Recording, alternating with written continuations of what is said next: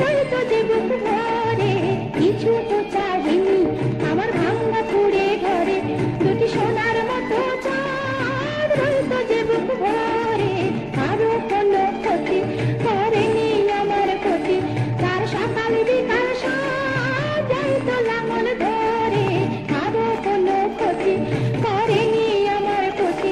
তার সকাল বিকাল সাজ যাইতো লাঙল ধরে। আজকাল